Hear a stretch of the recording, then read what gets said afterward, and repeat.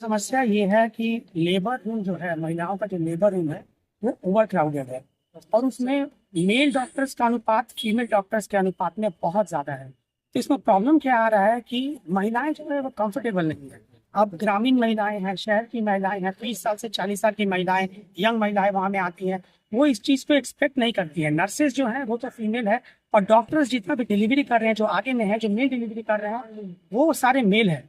तो इसका सोल्यूशन क्या है? इसका सोल्यूशन ये है कि उन महिलाओं के साथ जो उनका परिवार का एक सदस्य है उनको जाने दिया जाए। आज उनका परिवार का कोई भी सदस्य वहां जा नहीं पाता। कल हम रात भर, मेरे परिवार का एक सदस्य वहां था उस सेंटर में, तो हम वहां रात भर थे। ऐसा कई महिलाओं से मेरा बात हुआ, महिलाओं ने बोला कि बाबू हम लोग क्या करें, हम लोग यहाँ आते हैं और जो है फीस 30,000, 40,000, 50,000 भरते हैं, सब सिस्टम तो बहुत बढ़िया है, इसमें कोई शिकायत नहीं है, उच्च सर्विस है, सबका ख्याल किया जाता है, लेकिन इसके साथ मन की भावना का भी सम्मान करना चाहिए।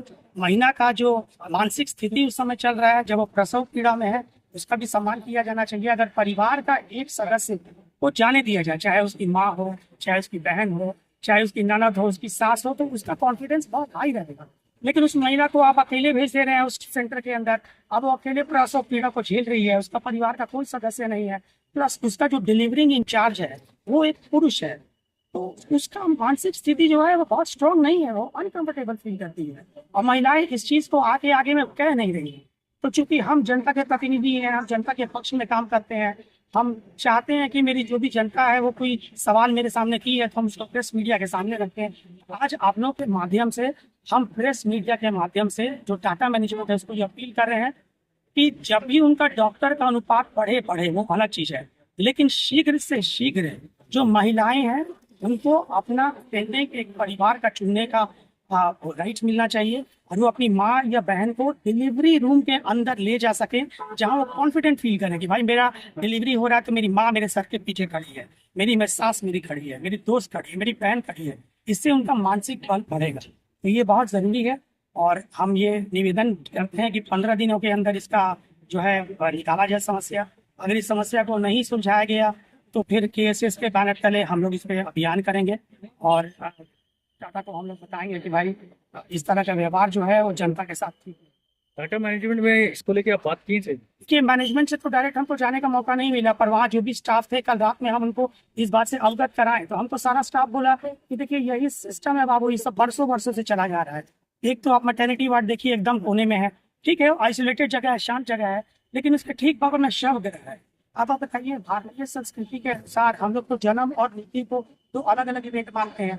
अब आप जन्म का इवेंट में आप खुशी मनाते हैं, मृत्यु का इंसिडेंट में आप दुख मनाते हैं। आप वहाँ नवजात शिशु को लेकर खुशी मनाते हुए निकल रहे हैं। सबसे पहला पड़ाव जो है आपका वो है मुर्दा घर है। अब बताइए ये क्या, किस तरह की सोच है ये कि शिशु घर के बगल में मुर्दा घर, हम जो शिशु घर है उसके अंदर हम महिला को, अटेंडेंट को नहीं जाने देंगे, परिवार को नहीं जाने देंगे। ये इस तरह का जो विचारधारा है वो सही नहीं है। और टाटा मैनेजमेंट को अगर ऐसा लगता है कि इस तरह का करने से उनका बेटर मैनेजमेंट फैसिलिटी अगर उनको अवेल होता है, तो हमको लगता है उनका ये विचार भी गलत है। क्योंकि अगर वो लोग महसूस करेंगे कि अगर महिलाओं को, उनको अपना परिवार का हिस्सा अगर अंदर में जाने दिया जाए तो महिलाएं मच मोर कॉन्फिडेंट। ये मेरा मानना है। क्या आपको लगता है कि महिलाओं को पुरुष द्वारा ना, ये इल्जाम लगाना सही नहीं होगा। टिप्पणी से इस बात का संदेश भी गलत चला जाएगा।